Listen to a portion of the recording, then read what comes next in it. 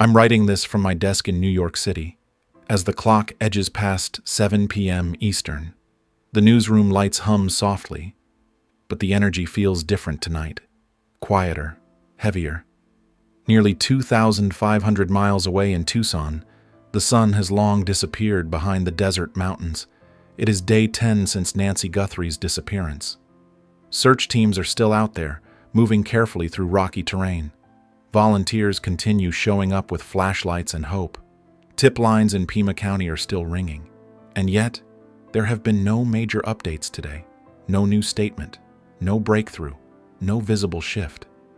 In the center of all this uncertainty stands Savannah Guthrie, composed in public, measured in tone, speaking only when necessary. For many watching from afar, her calm has become almost as talked about as the case itself. The silence that speaks. Savannah Guthrie, longtime co-anchor of Today on NBC News, is no stranger to pressure. She has reported on elections, tragedies, and moments of national heartbreak with steadiness and professionalism. But this is different. This time, the story is personal. Since her mother vanished, Savannah has appeared in only 2 carefully structured videos. No tearful sit-down interviews, no emotional social media threads, just concise, controlled messages. Some viewers expected visible anguish. Instead, they saw clarity. They heard resolve. That restraint has prompted questions. Why so composed? Why so deliberate? Yet those who know Savannah say this response is not surprising. It is not denial or indifference. It is instinct, built from years of training in something deeper that began long before television studios shaped her voice. Anderson Cooper's private reflection.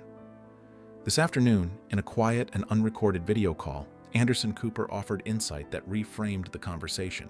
Cooper, who anchors for CNN, has shared stages with Savannah during major political events and national coverage. According to those present, he spoke not as a pundit, but as a colleague who has observed her closely for years. He described Savannah's composure as deeply rooted in family history.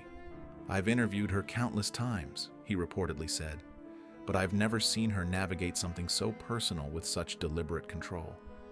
His tone wasn't dramatic, it was thoughtful. He suggested that to understand Savannah's current public face, you have to understand the woman who raised her, and the lessons that shaped her approach to strength and vulnerability. A mother's influence.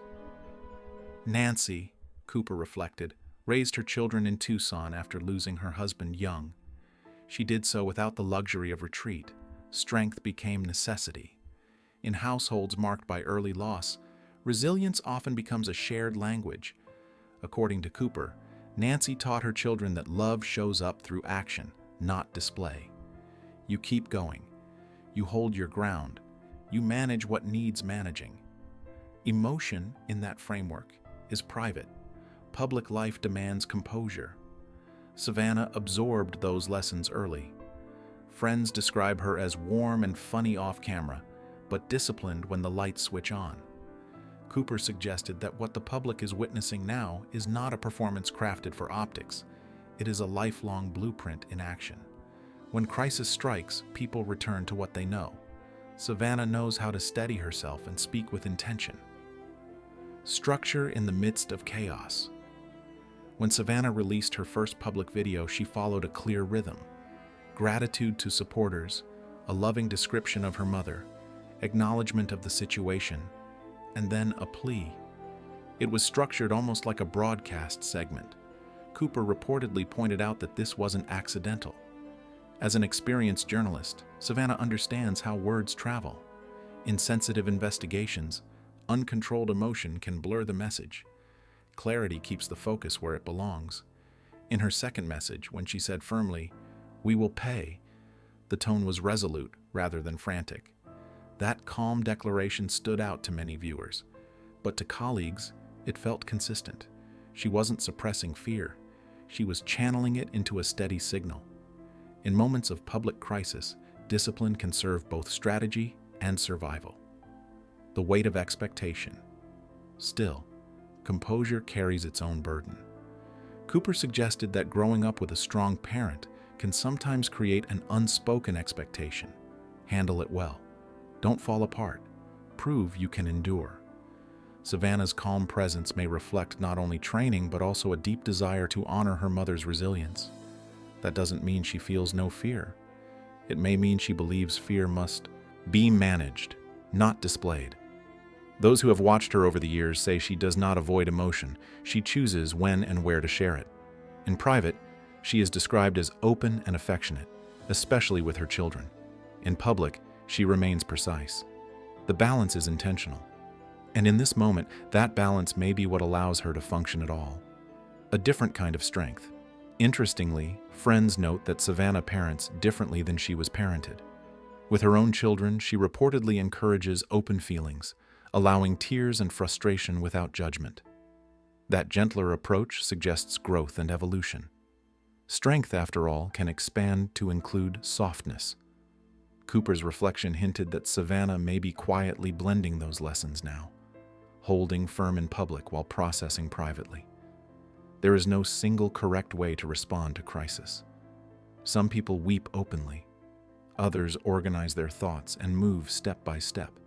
Savannah appears to fall into the latter category. It does not make her response less heartfelt. It simply makes it hers. The public often equates visible breakdown with authenticity, but authenticity can also look like measured breath and steady eyes. The long night ahead. As the desert night deepens in Tucson, search efforts continue. Authorities remain focused. Volunteers keep walking. In New York, the newsroom monitors every update. Across the country, viewers wait.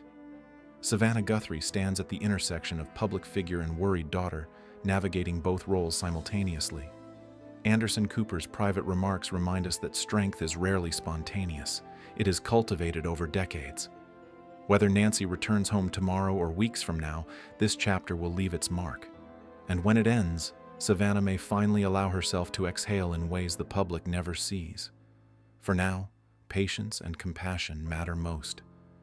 Behind every composed statement is a human heart holding hope, steady, determined, and quietly praying for the moment when waiting turns into reunion.